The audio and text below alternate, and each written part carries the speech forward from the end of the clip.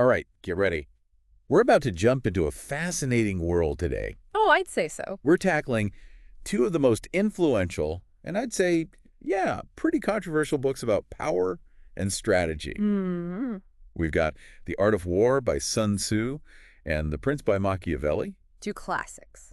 You know, our listeners have sent in some amazing sources on these books, Great sources. and they're really curious about how they compare and contrast. Makes sense. They're both so powerful, but in such different ways. Yeah, it is interesting, right? Absolutely. Like, on the surface, they might seem worlds apart. Totally different worlds and times. But when you really dig in, When you get down to the nitty-gritty. you find some surprising parallels. And some stark differences, too. Yeah, it's almost like trying to compare a samurai sword Okay. and a Renaissance rapier. Interesting comparison. They're both deadly weapons, Oh, yeah. but they're designed for different fighting styles. Different philosophies, too. Yeah, philosophies, for Yeah. sure. And that's what makes this deep dive so interesting, right? Oh, absolutely. So let's start with their enduring relevance. Okay. Sounds good. The Art of War, written, what, over 2,500 years ago? It's amazing. It's still studied by military leaders, Naturally. CEOs, Oh, yeah. even sports coaches. Makes you think, right? It really does. It really does. I mean, who would have thought ancient Chinese warfare would apply to boardrooms today? Or even personal relationships. You know, it's about more than just battles. That's the thing. It's about strategy, but it's also surprisingly humane. That's what's so interesting about Sun Tzu, I think. So it's not about crushing your enemies. No, It's more about outmaneuvering them. Right, making them realize fighting is pointless. A losing battle, right? Exactly. Now, the prince, well, it's centuries younger, Much younger. but it still stirs up a lot of debate. Oh, for sure. Is it a guidebook for dictators? Some would say so. Or is it more of a cynical critique of tyranny? It's fascinating, right? How it can be interpreted in so many ways. It really is. It really is. Makes you think Machiavelli was a pretty clever guy. I mean, some people see it as a dictator's handbook, Yeah. while others argue, well, he was actually exposing the flaws. Exposing the system. Yeah, Right. like holding up a mirror to the ruthlessness of power. Really makes you think. So before we get too deep into their philosophies, Okay. let's talk about the authors themselves for a second. Right, the mystery. The authorship debates. Always a good mystery. It adds another layer to these fascinating texts. For sure. So with Sun Tzu, Yeah. the big question is, did he even exist? Right, a ghost from the past. Or was it more of a compilation of military wisdom? Passed down through generations. Imagine like all these ancient Chinese strategists. Huddled around a campfire. Yeah. Swapping stories. Refining their tactics. Yeah, exactly. A real think tank of the ancient world. It's fascinating to imagine. And then we've got Machiavelli writing The Prince after getting kicked out of Florence. Exiled. Yeah, talk about motivation. Was he genuinely trying to, advise rulers on gaining power? Or was there something more to it? A hidden agenda? Maybe a little jab at the Medici family? The ones who exiled him? The very same. You have to wonder if he was, I don't know, hoping to spark a revolution. Or at least make the powerful sweat a bit. Fascinating to think about. Isn't it? History's full of these little mysteries. But regardless of who wrote them or their true intentions, Right. these books both offer incredible insight into human nature. You really do.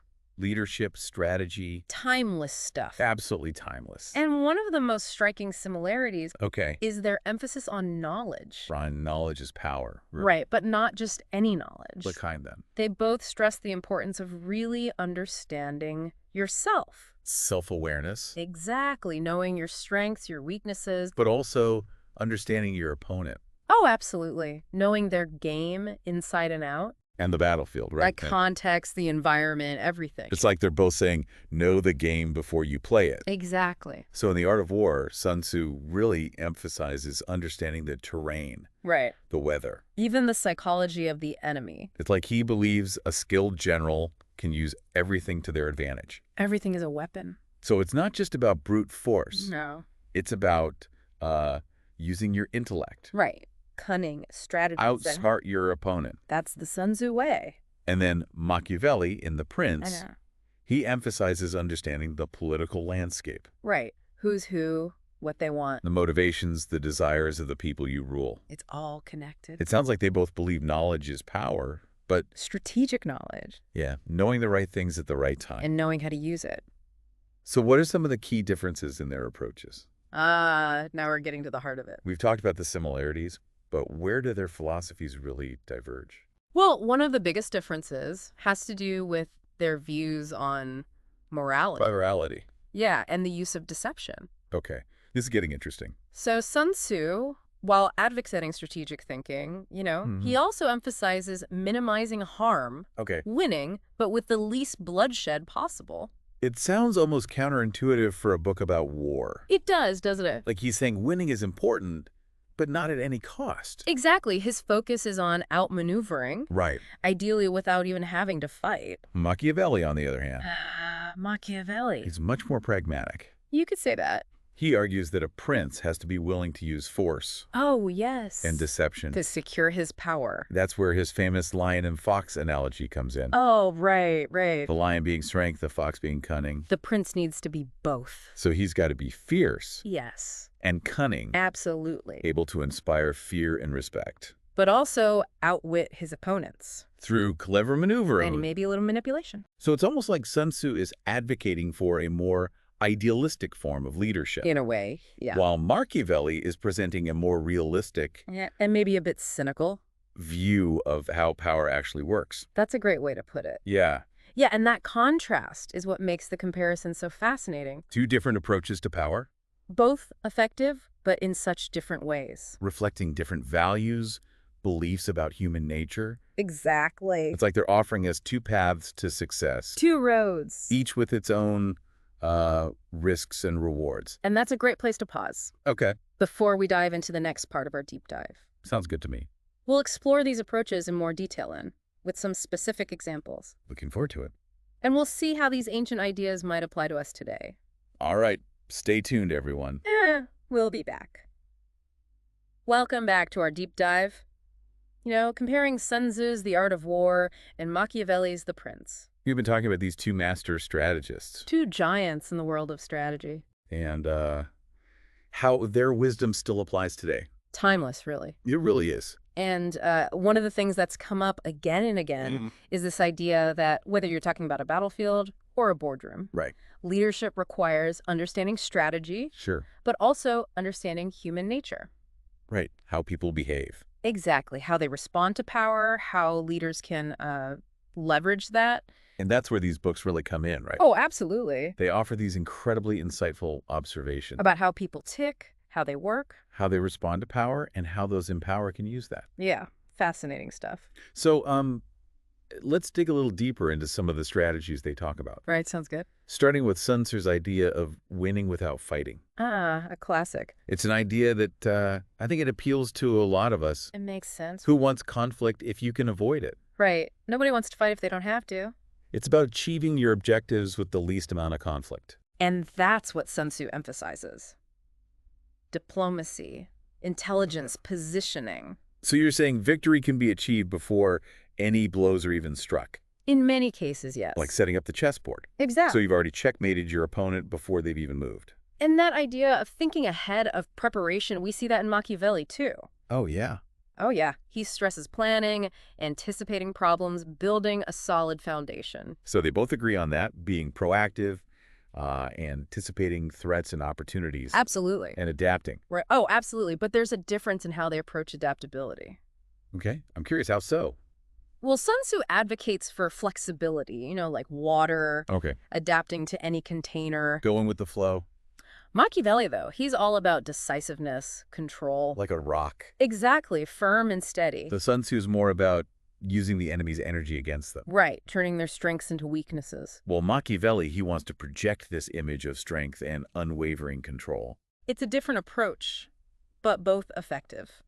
It's fascinating, right? It is. These different leadership styles, Yeah. both working, but coming from different places, Different philosophies. about power and how to use it. That's what makes the comparison so interesting, right? It really does make you think. It forces us to think about what kind of leader we want to be. What strategies we want to use in our own lives. Exactly. We've talked a lot about strategy, but one thing that really struck me about The Art of War Yeah. was the emphasis on psychological warfare. Oh, absolutely. It's not just about physical dominance. No. It's about breaking the enemy's will to fight, Sowing doubt, creating confusion. demoralizing them. So you're winning the mental battle before the physical one even starts. Exactly. Sun Tzu understood that fear uncertainty. Those can be as powerful as any weapon. And this applies beyond the battlefield, right? Oh, absolutely. Think about a negotiation. Okay. Your opponent's fears, their insecurities, you use that. You highlight the risks, of not taking your deal. Right, or emphasize the benefits. It's a strategic game. Understanding psychology. People are driven by emotions as much as logic. And if you can tap into those emotions... You can achieve a lot without resorting to force. Powerful stuff. Sun Tzu was a brilliant mind. But, while Sun Tzu talks about psychology, Machiavelli is more focused on perception. Right. Machiavelli says it's not enough to just be virtuous. You have to look virtuous. Exactly. A positive public image is everything. Even if you're hiding something less admirable. That's the Machiavelli way. So it's not really about what you do, it's about how it looks. Well, he'd say in a world full of schemers, a leader can't be naive. Right, you got to play the game. Even if it means bending the rules a bit. So it's much more pragmatic, maybe even a little ruthless view of leadership. It is very different from Sun Tzu. So we have these two frameworks, right? Yeah. One focused on ethics and integrity. The Sun Tzu. And the other on getting results, even if you have to get your hands a little dirty. The Machiavelli way. And that's what makes this so thought-provoking. It really challenges us to think about our own values. About power, about leadership. And how we want to navigate the world. It's a choice, in a way. Right. Do we want to be the wise leader, inspiring loyalty? Or the cunning strategist, the one who gets things done no matter what? And that's a great question to think about. It is. As we move to the final part of our deep dive, as we wrap up our deep dive into the art of war and the prince, I'm realizing, these books aren't just about ancient history or battles. Right. They're about power dynamics in our own lives. You got it. Whether you're leading a team at work, negotiating a big purchase, or even just dealing with family. It's all about power, in a way. The principles in these books. They can help us understand all that. And one of the big takeaways for me has been this tension between, idealism and pragmatism. It's a constant struggle, isn't it? It is. Trying to do the right thing. But also getting things done. Exactly. With his focus on minimizing harm. Right. Winning through wisdom. He's got that ethical side. It's almost like a utopian vision of leadership. Yeah, very idealistic. And the Machiavelli. Right. Machiavelli, he's all about results. Even if it means being a little ruthless. He's the pragmatist. A more grounded view, I guess you could say. Definitely. It's like they're offering us different tools. For different jobs. So we get to choose which one to use. Depending on the situation, the stakes. Right. And our own ethics. Exactly. It's not about picking one and sticking with it forever. It's more about understanding both. Knowing the nuances. And adapting them to our own lives. Exactly. Think of it this way. Okay. Sun Tzu gives you the tools for building a strong team. Loyal, cooperative. That's essential for any leader. Whether you're running a company. Or a family. Creating that culture of respect. Where everyone feels valued. And Machiavelli's insights. Yeah. They're more useful when the stakes are high. Like a tough negotiation. Yeah, a big business deal, you need to understand the power dynamics. The motivations, the consequences. You got to be strong, confident, ready to make the tough calls. But it's a fine line, right? It is. There's a difference between being cunning and being manipulative. So Machiavelli's approach, it comes with some ethical baggage. You could say that. You got to be careful. Make sure your actions align with your own values. And that brings us back to our main theme. The balance. Between strategy. And ethics. It's not enough to just be effective. We have to think about the impact of our actions. On others. On the world around us. Long-term consequences. And that's why these books are so valuable, right? They make us confront these questions. They make us think. About power, about leadership. They help us develop our own philosophy. For dealing with the challenges of life. They're frameworks for better decision-making. Not just strategically, but ethically, too. So keep exploring these ideas. Yeah. Read those passages that spoke to you. Apply the principles, see what you learn. Because leadership isn't about following rules. It's about finding your own way. One that reflects your values and your goals. Learn from Sun Tzu, learn from Machiavelli. But chart your own course. Well said. Thanks for joining us on this deep dive, everyone. We hope you enjoyed it. And we'll see you next time.